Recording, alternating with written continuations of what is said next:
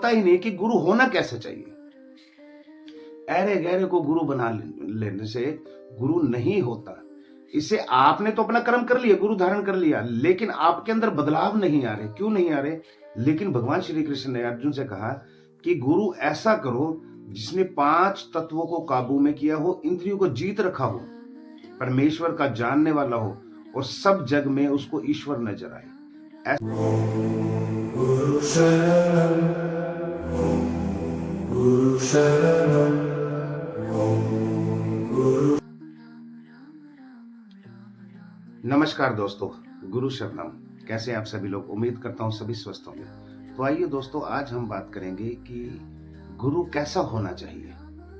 बहुत से लोग हैं जो पाठ पूजा करते हैं, लेकिन उनको गुरु के बारे में नहीं पता होता। अपनी भक्ति जो है वो करते रहते हैं, लेकिन गुरु नहीं होता, तो उनसे कुछ भी प्राप्त नहीं होता। भक्ति कर रहे हैं, जप कर रहे हैं, पाठ पूजा कर रहे हैं, दिनचर्या को अपनी भक्ति में ढाला हुआ है। सुबह उठकर स्नान करना, फिर मंदिर जाना, या अपने घर पे ही कई लोगों ने मंदिर बनाए हुए हैं, वहीं पर अपनी जो पाठ पूजा है, या कोई किसी स्तुति का पाठ करते हैं या हनुमान चालीसा का पाठ करते हैं, लेकिन फल की प्राप्ति नहीं हो पाती। फल की प्राप्ति इसलिए नहीं हो पाती क्योंकि गुरु नहीं है। गुरु के बिना कुछ भी करो आप निष्फल है, यानी कोई भी फल प्राप्त नहीं होगा। चलो मान भी लिया कि आप लोगों ने गुरु धारण किया हुआ है, फिर आप पाठ पूजा कर रहे हो, फिर फल की प्राप्ति क्यों नहीं होती? फिर फल की प्राप्ति इसलिए नहीं होती क्योंकि आप लोगों को पता ही नहीं कि गुरु होना कैसे चाहिए।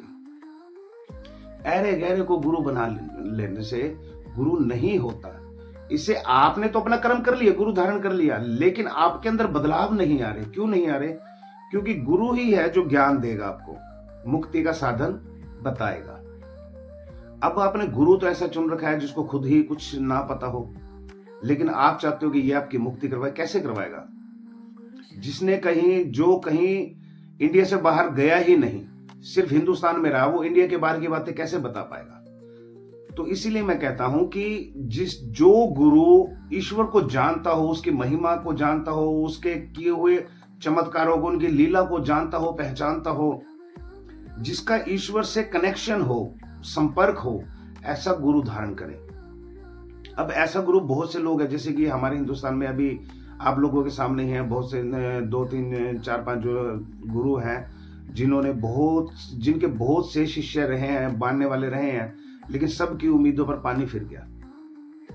सबके दिल टूटे, सब निराश हुए, क्योंकि बिना सोचे समझे गुरु जो है वो धारणा की गई थी। लेकिन भगवान श्री कृष्ण ने अर्जुन से कहा कि गुरु ऐसा करो जिसने 5 तत्वों को काबू में किया हो, इंद्रियों को जीत रखा हो, परमेश्वर का जानने वाला हो और सब जग में उसको ईश्वर नजर आए। ऐसा गुरु धारण करने से मुक्ति अवश्य होगी।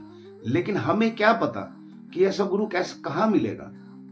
हम बाजार में जाते हैं, सब्जी भी लेते हैं, तो भी छाट कर लेते हैं कि अच्छी चीज चाहिए, लेकिन गुरु जो है हम बिना सोचे समझे बना लेते हैं। अब बहुत से लोगों के गुरु तो हैं और अच्छे भी हैं।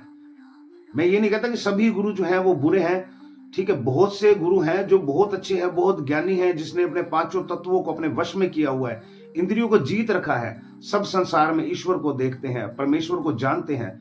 लेकिन ऐसे गुरु की शरण में मुक्ति फिर भी नहीं होती। वो मुक्ति क्यों नहीं होती?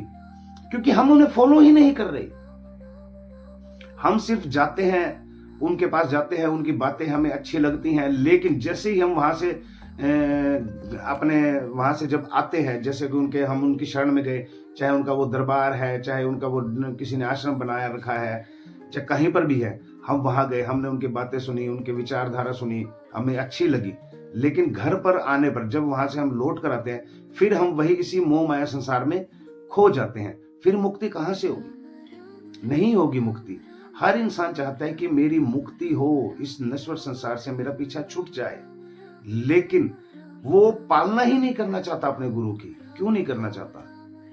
क्योंकि जो सच्चा गुरु होता है, उसकी जो आज्ञा होगी, जो उसकी परीक्षाएं होगी, बहुत कठिन होगी। वो कठिन परीक्षाओं पे इंसान चलना ही नहीं चाहता, क्योंकि इंसान को आदत पड़ चुकी है शॉर्टकट अपनाने की, सरल तरीके से किसी भी फल की प्राप्ति करने से। सरल तरीका हो, इजी हो, बिल्कुल आसान हो और फल प्राप्त हो जाए। हम लोगों की यही धारणा है, यही सोच है, और हमारे अंदर ये धारणा रम चुकी है। हम कोई जो कठिनाई वाला काम है, मुश्किल काम है, जिसमें कड़ी मेहनत लगती हो, हम ऐसा काम करना ही नहीं चाहते। हम चाहते कि बस बैठे रहें और हमारा काम हो जाए। हमने तो गुरु धारण कर लिया। अरे गुरु धारण करने से क्या होगा? गुरु धारण किया, ठीक है, आपने कर लिया, गुरु आपका बहुत ऊंचा है, अच्छी बात है, क्योंकि श्री कृष्ण ने कहा है कि गुरु की पूजा सब तरह से जायज है।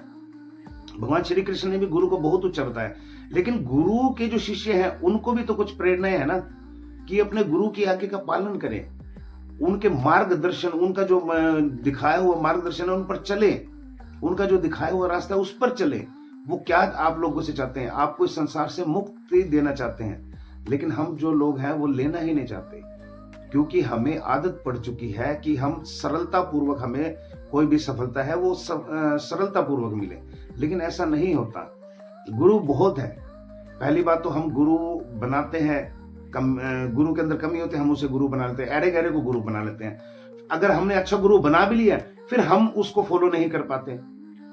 भगवान श्री कृष्ण ने कहा है कि अच्छा गुरु बनाओ, गुरु धारण जो है अच्छा गुरु करें, जिसने पांचों तत्वों को काबू में किया हो, इंद्रियों को जीत रखा हो, परमेश्वर का जानने वाला हो, सब संसार में उसे ईश्वर नजर आए, ऐसा गुरु धारण करना चाहिए। ऐसा गुरु धारण करने से इंसान की मुक्ति जो है वो अवश्य होगी।